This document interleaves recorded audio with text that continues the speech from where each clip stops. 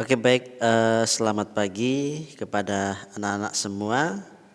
Selamat bertemu kembali pada pagi hari ini. Hari ini kita akan belajar mengenai variasi gerak dasar manipulatif pada permainan bola kecil, yaitu permainan bola kasti. Namun sebelum mulai pembelajaran kita hari ini, mari kita mengawali dengan berdoa. Mohon anak-anak semua mengambil sikap yang pantas untuk berdoa. Kita berdoa sesuai dengan kepercayaan dan keyakinan kita masing-masing. Berdoa dipersilakan.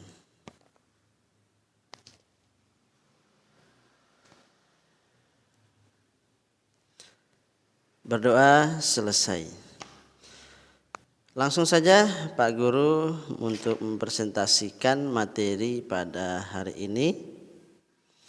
Pelajaran yang kedua tentang variasi gerak dasar permainan bola kecil.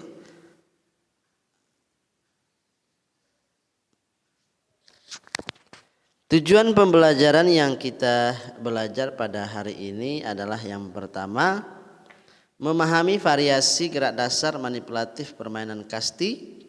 Yang kedua, mempraktik variasi gerak dasar manipulatif permainan kasti. Yang ketiga, memahami variasi gerak dasar manipulatif permainan rounders. Yang keempat, mempraktikkan variasi gerak dasar manipulatif permainan rounders. Inti materi pembahasan yang akan kita bahas bersama-sama pada hari ini, yang pertama itu adalah variasi gerak dasar manipulatif pada permainan kasti. Yang kedua, variasi gerak dasar manipulatif pada permainan rounders. Itu adalah tujuan dan inti materi yang akan kita bahas, ya, di mana variasi gerak dasar manipulatif pada permainan kasti itu, ya.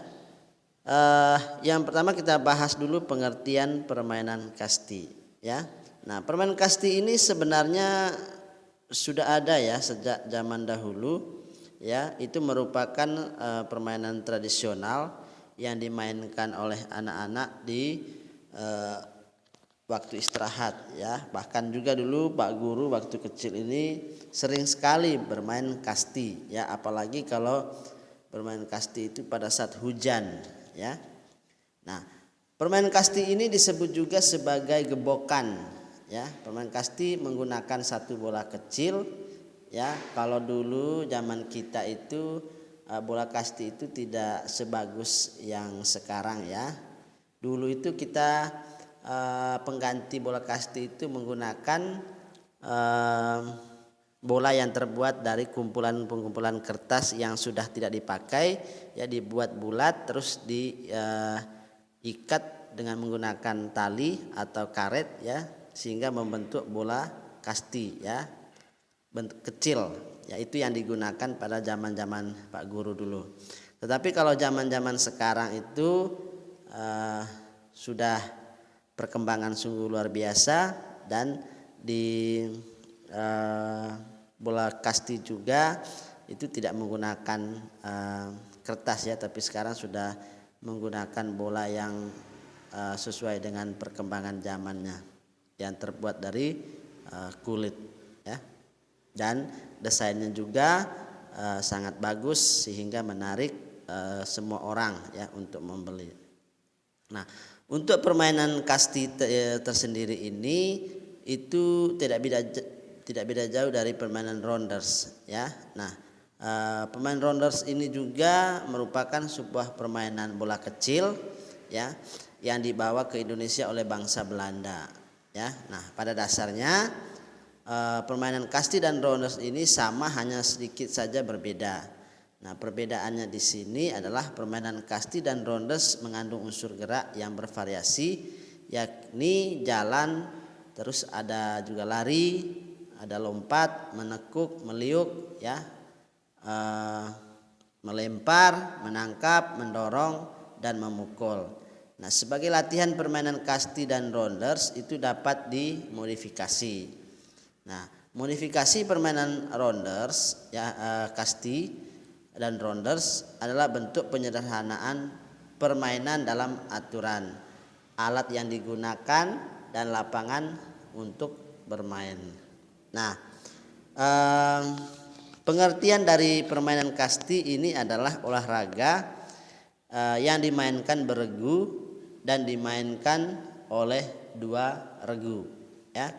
Nah, masing-masing regu itu terdiri dari 12 orang pemain, ya. Jadi permainan kasti ini bukan permainan individu, melainkan permainan beregu. Nah, unsur keterampilan dasar permainan bola kasti itu sebagai berikut. Yang pertama itu adalah melambungkan bola. Yang kedua menangkap bola. Yang ketiga itu melempar bola. Yang keempat berlari. Yang kelima taktik dan strategi. Yang keenam peraturan permainan. Ini unsur keterampilan dasar permainan bola kasti.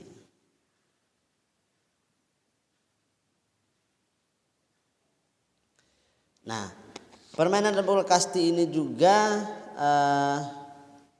memiliki lapangan, ya, di mana lebar dan panjang lapangan bola kasti itu maksimal itu 30 meter kali 65 meter dan minimal panjangnya itu 50 meter, lebar sama dengan 30 meter, ya. Nah, pada keempat sudut lapangan dan pertengahan garis samping itu dipasangkan tiang bendera dengan tinggi 1,5 meter dari tanah, ya. Dan ruang pemukul itu juga dibagi menjadi 3 persegi, ya, oleh 2 garis dengan panjang 5 meter. Dan ada juga namanya petak pelambung berukuran 1 kali 1 meter. Nah, anak-anak yang Bapak banggakan, ini adalah panjang lebar dari lapangan bola kasti. Kita lanjut kepada slide berikut. Yang kedua itu contoh lapangan bola kasti, alat pemukul dan bola. Ya, tentu anak-anak sudah tahu ya bagaimana bentuk lapangan bola kasti dan bola serta alat pemukul. Nah, yang pertama itu adalah contoh lapangan bola kasti, ya. Ini adalah contoh lapangan bola kasti. Ini ada yang berwarna merah, yang bagian atas itu dia pemukul, ya. Itu berada di petak yang kedua. Itu ada gambar lagi yang di bawah pemukul itu wasit, ya. Terus tempat hinggap jari-jari, ya. Nah, ini diperhatikan di dalam gambar. Dan ada bendera, ya. Yang bagian A itu garis 5 meter, ya. Yang bagian B garis 10 meter. Yang warna hitam itu pelambung, ya. Ada ruang pelambung 1, ruang pemukul, ruang pelambung 3, ruang bebas yang keempat. Nah, untuk tiang hinggap yaitu 1 tiang pertolongan dan 2 tiang bebas, ya. Nah, tiang bendera bebas yaitu terletak pada keempat sudut batas lapangan dan pertengahan garis samping itu dipasangkan tiang bendera batas.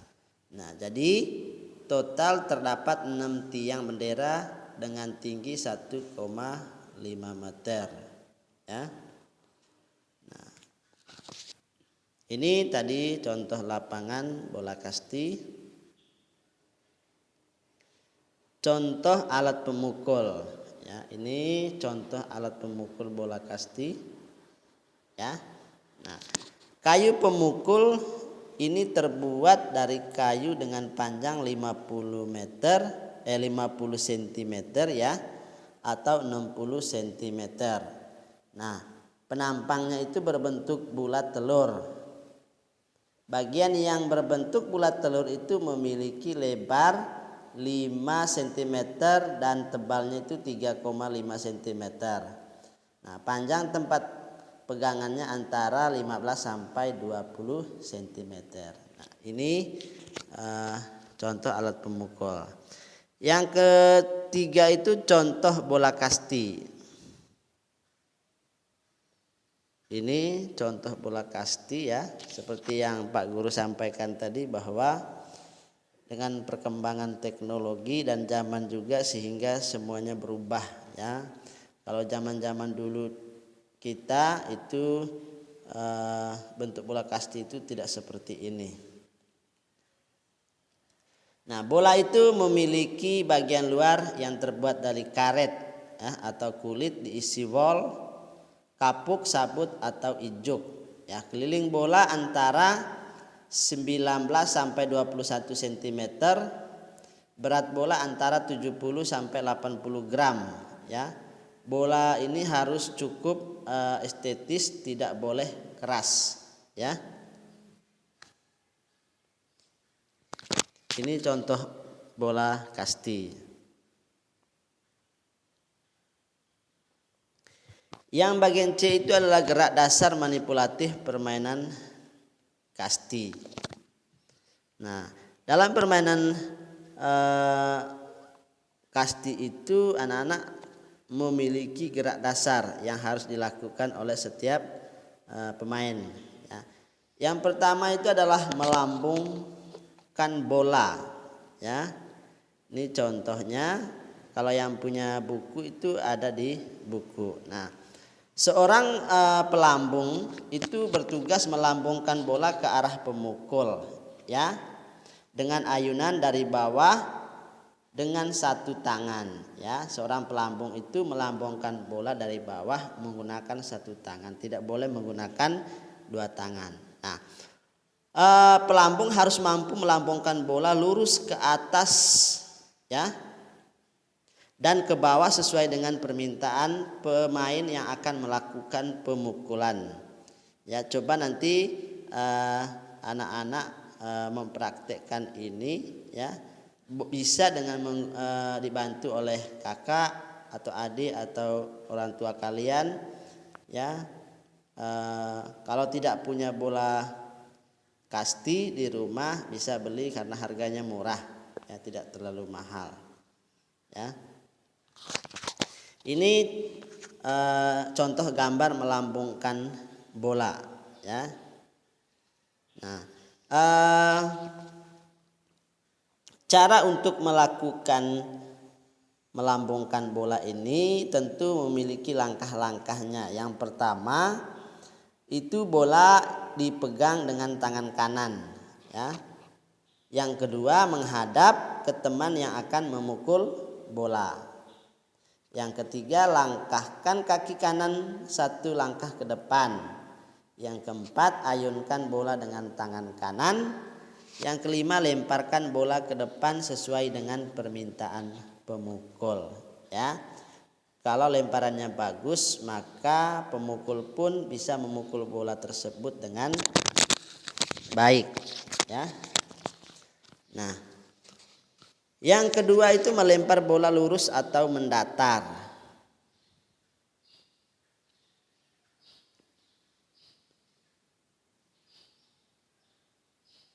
Ini contohnya ya, melempar bola lurus atau mendatar.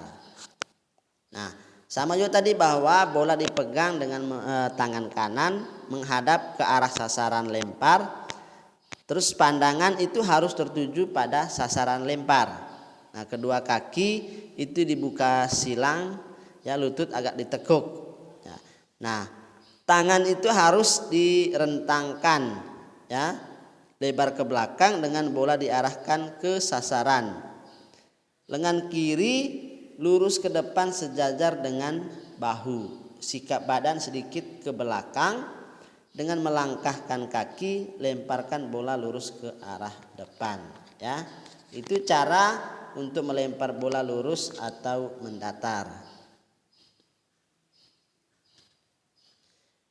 Yang berikut gerak dasar dalam permainan bola kasti itu adalah melempar bola melambung, ya. Nah, ini contoh gambarnya.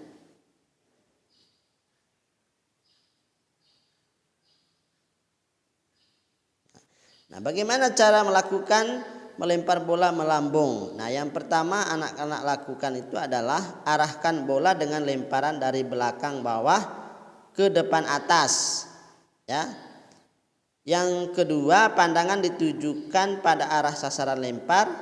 Yang ketiga, sikap badan sedikit ke belakang. Yang keempat, ayunkan bola dari belakang bawah menuju ke depan atas sehingga bola lepas dan melambung jauh, ya. Itu nanti anak-anak bisa melakukan kalau misalnya punya halaman rumah yang luas, ya. Yang berikut melempar bola rendah. Nah, ini contoh gambarnya melempar bola rendah.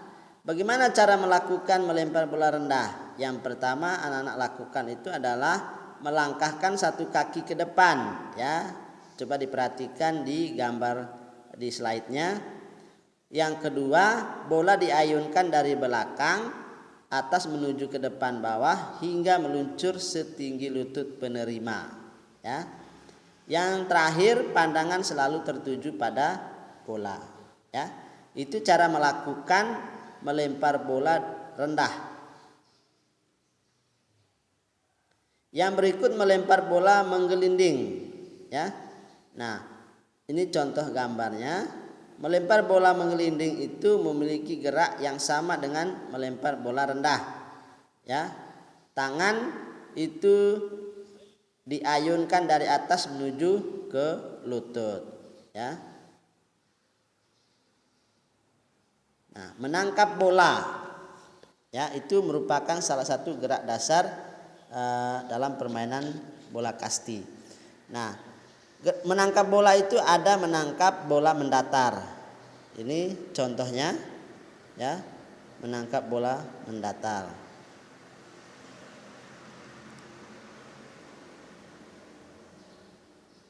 Yang kedua menangkap bola melambung.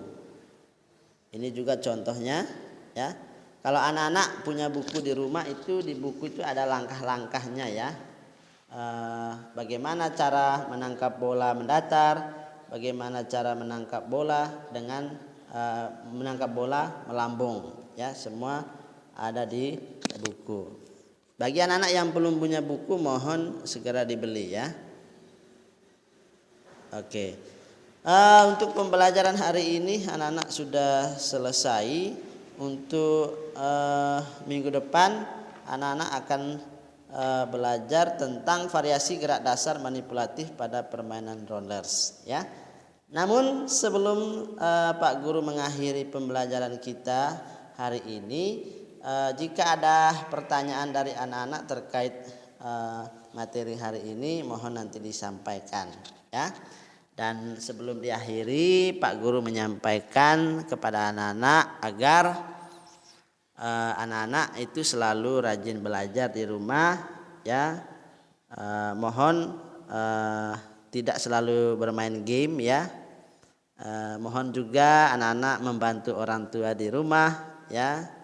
Jangan bermain dari pagi sampai sore, ya. Ingat kalau keluar rumah juga harus menggunakan masker, ya, rajin mencuci tangan, ya, dan tetap menjaga jarak. Nah, intinya